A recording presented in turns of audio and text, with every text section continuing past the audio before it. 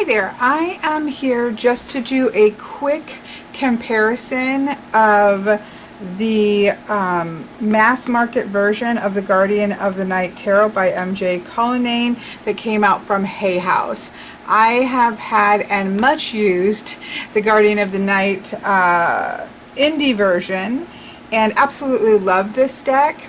The reason that I purchased this deck is because I often use this deck as an animal deck. So I will often, I do a animal guardian reading where I pull a card for an overall animal guardian with the Jody Bergsma animal deck that I love and can't think of the name of. And then I use the Crow Tarot by the same artist for a check-in on fire, air, water, and earth. And then I pull a Guardian of the Night, not as a tarot card, but as an animal oracle card, as a guardian to help with whatever situation that is showing up at. So I use this deck a lot in that way, even though I want to say I've used this deck a lot, so I can now, I think, reiterate versus a first impression. This deck is a fantastic animal tarot deck. There are not many animal tarot decks that I actually think function very well. It always seems to me that I get done looking at an animal tarot deck and I think it should have just been an oracle deck. The tarot is somewhat diminished by trying to fit it to an animal, and the animal is kind of diminished by putting it to the tarot. It just never quite works out, and both aspects are often, something is lacking for me personally. Now there are exceptions to that rule, but for the most part I don't find animal tarot decks to always be successful as tarot decks.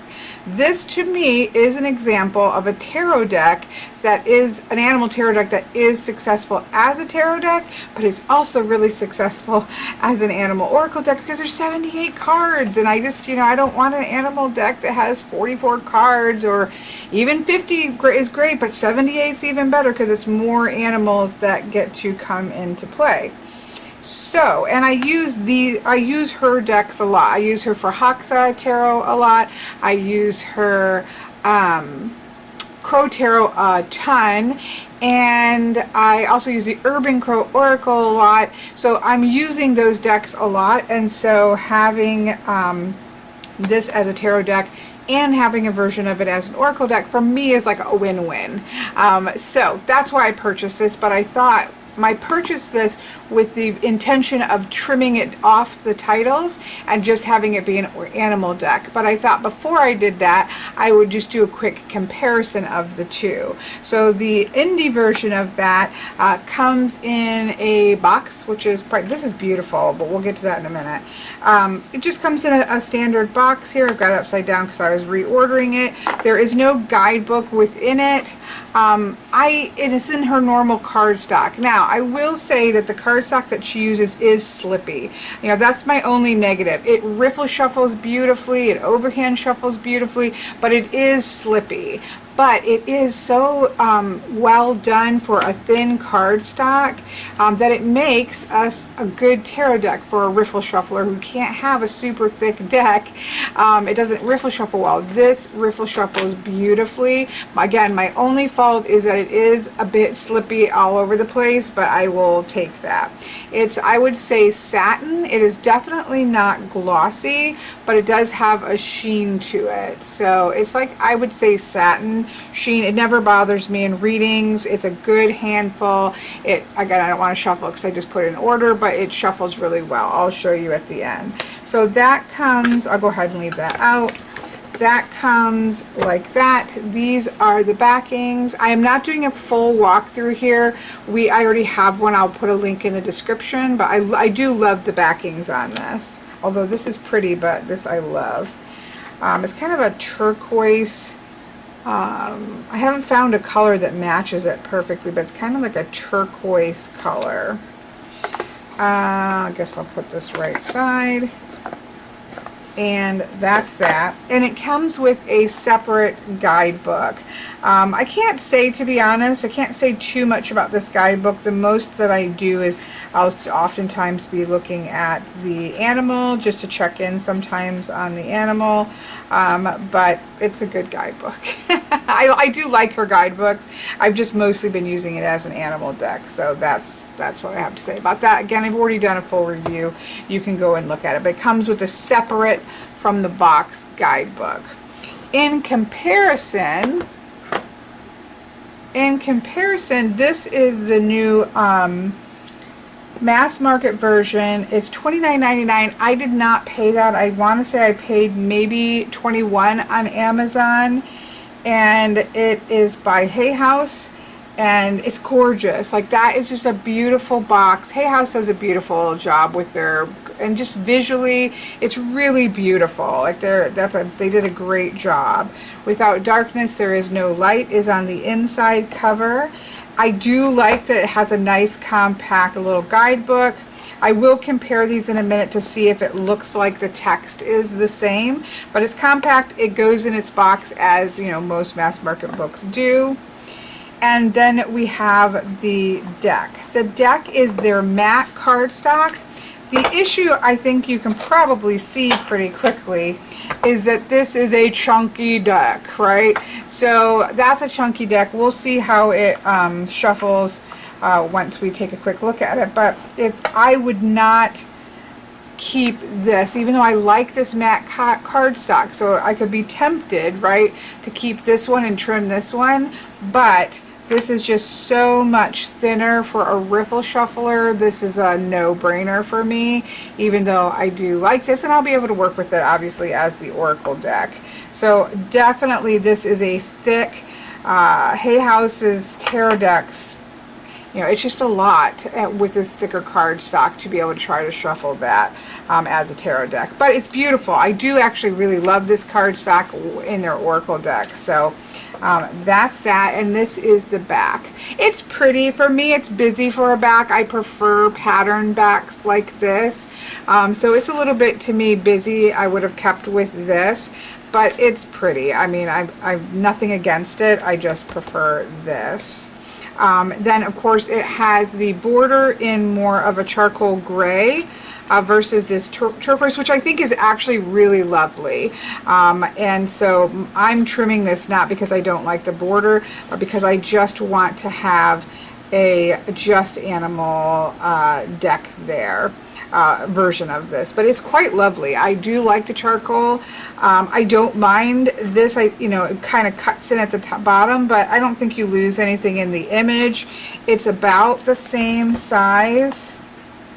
Yeah, it's the exact same size as the other deck. So I actually think this is a really pretty iteration of this. For me, the downside is that it is so much thicker. So for a riffle shuffler, that's not fun. I do really love this turquoise, but I love this. I almost would say I almost prefer the charcoal, but I do really love this as well. So it's just kind of a, toss up. It's just different.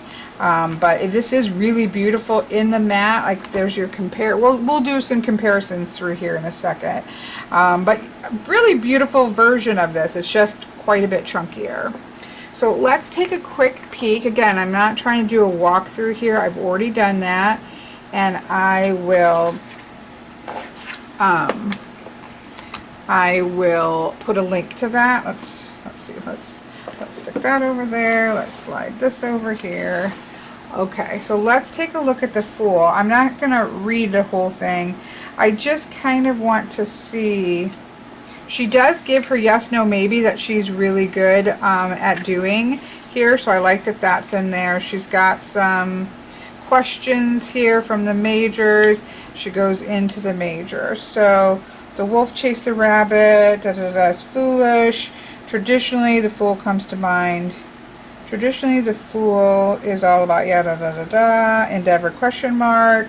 And then wolf, family, reliance, hope, teamwork, confidence, rabbit, abundance, reproduction, open, creativity, and luck. So it seems to me like the text is the same. Let's go look at the minor. Yeah, it looks like they kept a lot, but let's just check the Four of Cups.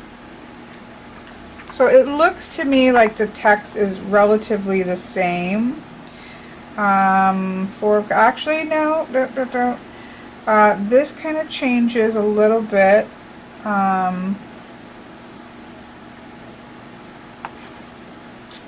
Trying to see if they just broke it kind of down. You may tell yourself it's the world around. Yep, that's there. It looks to me like they've just kind of paragraphed this out differently. The guardian of the night came as a way for me to emotionally manage the sheltering in place.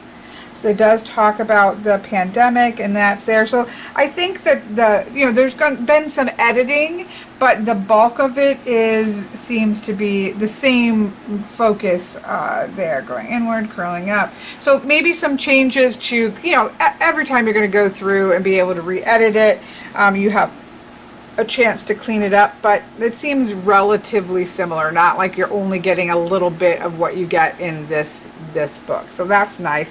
This is something I would definitely keep out, just as easy, quick access, and nice, small, throw in a bag kind of thing with this even, and then be perfectly fine with that. So that is that. So that's the guidebooks.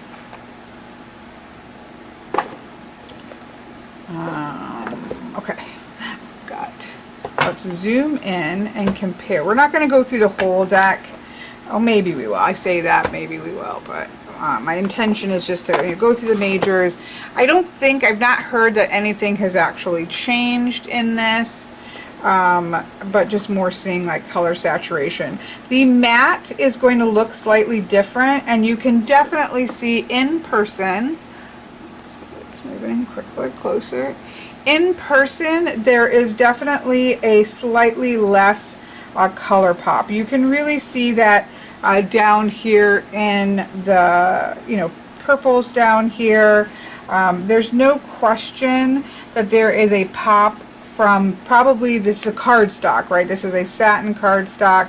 And so it's got that slight gloss, and matte does sort of desaturate, even though it's really beautiful. So I don't think this is a negative, it's just what it is there. So that's the Fool. And we're going to go relatively quickly again. This actually ends up being, the desaturation I think helps in this one. This one has a much more yellow cast to it that sort of balances out. So you can also see the whole moon here where it does tip a little bit. My guess is they're trying to preserve anything important not getting cut off here. You do kind of lose the sword, right? So there's your coin, there's your cup, there's your wand. You can only really see the tip of the sword, and I think they shoved it up as much as they could to try to save that sword, but you do lose that. Is that the end of the world? No. I mean, the magician is the magician as the magician, but it did lose something there. Here we have the High Priestess with the bat. You do get kind of a moon symbol, but you do lose that sort of that it's like an Egyptian, I think, symbol there that you get cut off at the bottom. Again, these things to me are not super important. I think that it doesn't mean that this is a bad. If you haven't gotten this and you want to get this one, I don't think that should stop you. Again, just slightly desaturated in not a negative way. The Emperor, the Mouse. Love that one.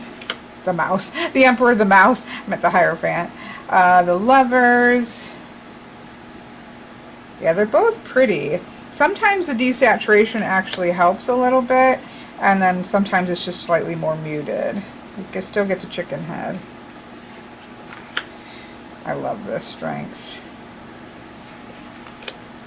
Very beautiful. I do actually like the higher saturation here, but it's very minor.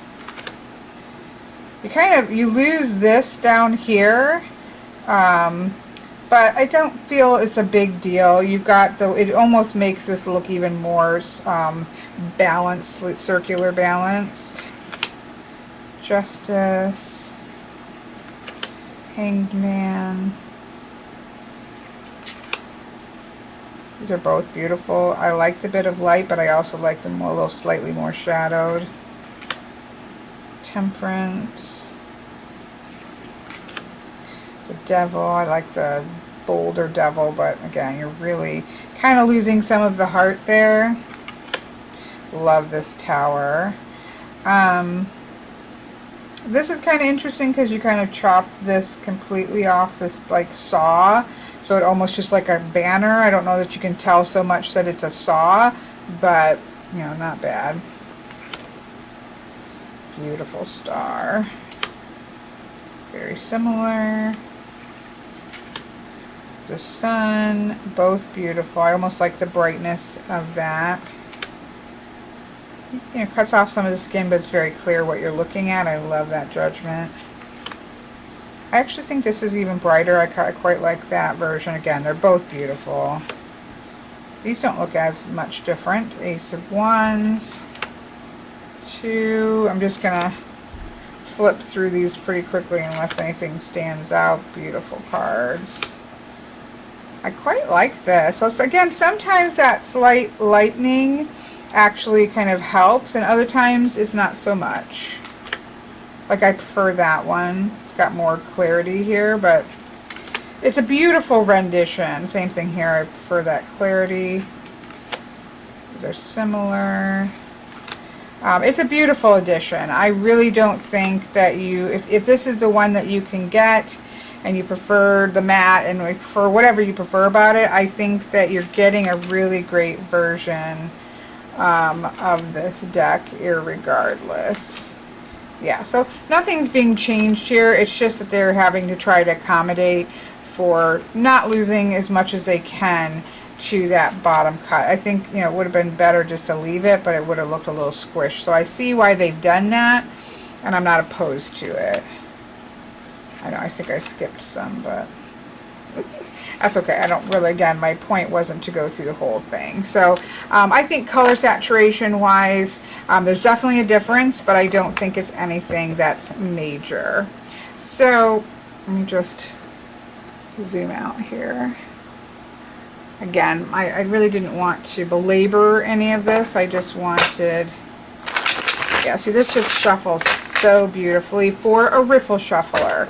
You don't have to, not everybody is a riffle shuffler, but just shuffles so gorgeous. But it gets slippy, and I will say on her cardstock, I've definitely dropped decks. You know, they've slid out into a unceremoniously onto the table at times, but you get used to it, and it's well worth it for the riffle that it does. I don't know that I want to shuffle this because I'm gonna, well, I guess it doesn't matter. Truthfully, I don't know that I can riffle shuffle this. Yep, you can. It is definitely a handful, but you definitely can. It is a nice enough bend. I actually really like this cardstock when they do it in their decks.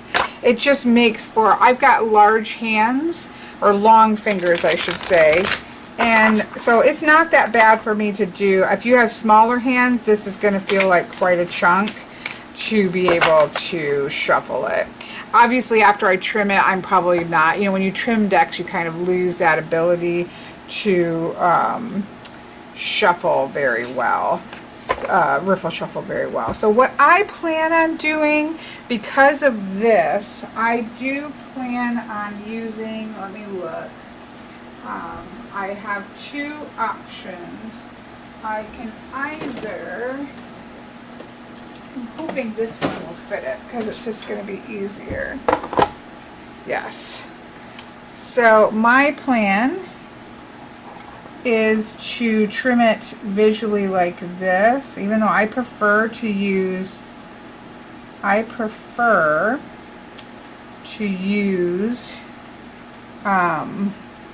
scissors, but I want to get this to go straight across.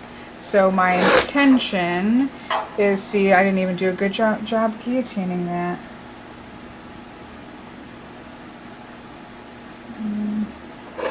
There we go. I'm just so used to, I am a guillotiner, or I'm a scissor cutter trimmer. So I'm thinking is to cut all three sides first, and then I'm going to decide, oh, it's not going to be helpful, see.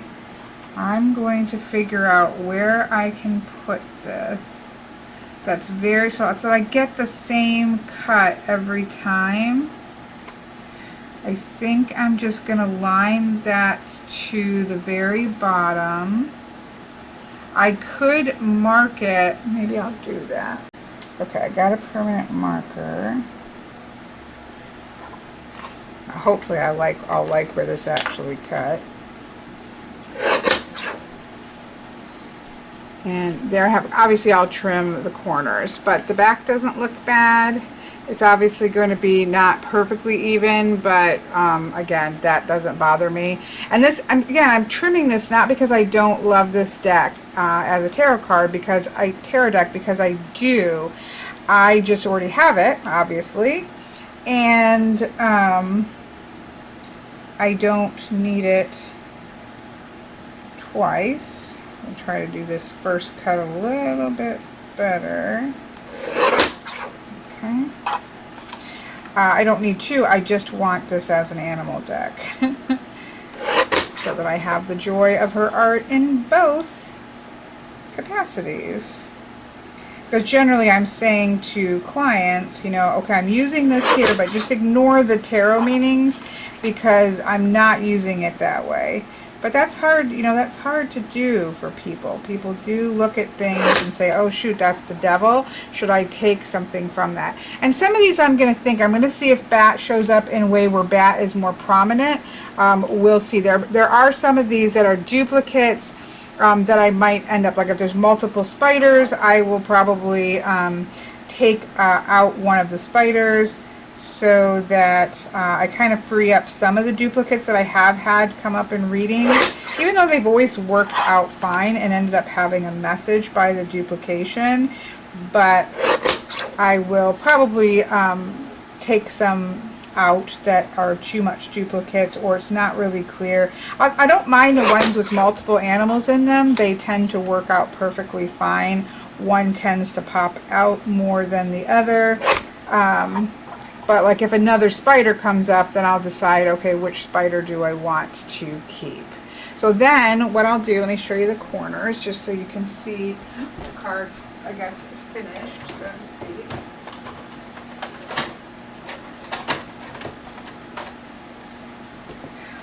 Oops, no, wrong one. My trusty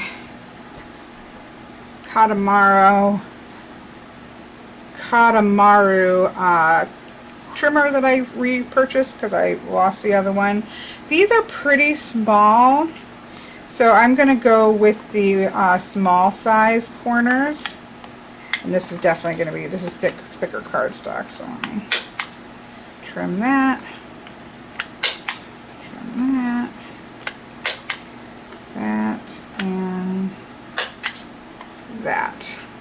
So that looks really nice, and then I will probably edge these in black, I'm guessing.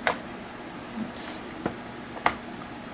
Okay, why is that? I've never had my thing fail. This is definitely going to be a painful to my carpal tunnel.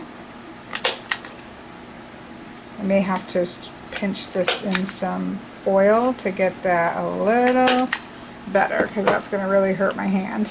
I usually cut a few and then do a few so I'm not doing the same motion over and over and over again.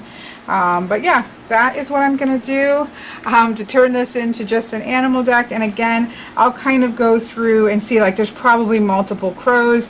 I'll pick the crow that I want to use.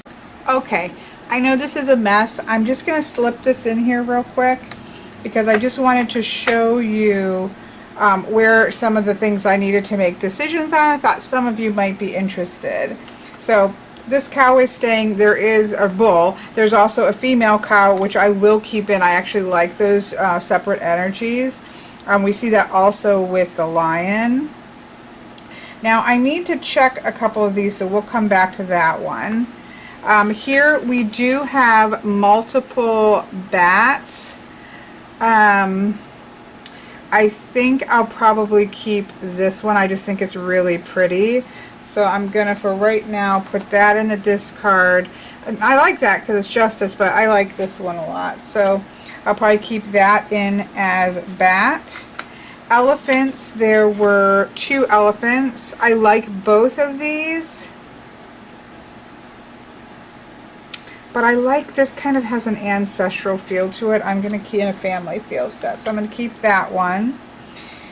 There were 2 bees. One of them is a more of a community bee and versus this, and there's also a wasp, but I'm not going to keep that one. Spiders, this is going to be a hard one because I really like these 2. But I like this because there's less of that sort of tarot-y vibe, and I just like this artwork. So I'm going to keep that one for spider. There are 2 frogs, but I wanted to look up, where's the book, and make sure that temperance isn't a toad. Let's see what they say. 14 is a frog, and then 2 of swords, probably just a frog as well. 2 of swords is just a frog. I am going to, even though 2 of swords is my favorite card, and not my favorite card, but it's what's tattooed on me. But I like this in the water and on the land for animal energy, so I'm going to keep that one. Sorry, I don't want to get that one mixed up in there, but that's the one I'm keeping. Okay, over here we have 2 whales. One is, I like both of these kind of going into the depths and coming out, but depths is often what I use for whales, so I'm going to keep that one. These are 2 that I'm taking out because there is a lion and a lioness separately. There is a snake and a mouse separately, so this would just be duplicating that energy, so taking those out. These jackalope, I could leave in, I'll think about that, as sort of that mystic or mythological animal energy coming in, so I actually might keep that. It also has a very shamanic feel to it, so I could find a way to use that. So I think I'm going to keep that. Again, I don't need the mouse or the fox with the bunnies because there is a fox and a rabbit one separately. There's a snake and there are plenty of owls separately, so I don't need those. We're going to come to the owls. There are the most duplicates are in owls. So this doesn't really have an animal, so that's easy. Same thing here. There's birds and other things. I don't really need that. I also think I'm going to keep this in there. There's also stag energy and wolf energy already. So those I'm not going to keep, but I think I'm going to use that as sort of council of animals. So that's pretty easy to pick. But and this one is pretty easy to not pick as owls because it's not focused on the owl. But we do have, look, we've got some really beautiful owl energy. Wait, that may not be an owl, so I'm going to double check that one. These are all owls though. Now, could you use the different kinds of owls? Sure you could. But I don't think that I want to do that. I love this one, but it's got a ram in there. So I don't think I need to put that as the owl. I'm leaning towards this one. And even this one, this is really powerful for how I use owl energy. I also like the sword diving in, but it just, I can eliminate any human things. I really like this one, but I would say these 2 are the closest to how I read owl energy. And this has that, this has a sword, but I think I'm going to keep this one. For now, I might change my mind. I need to look this up. That could be some other kind of bird. So let me look up 5 of Pentacles.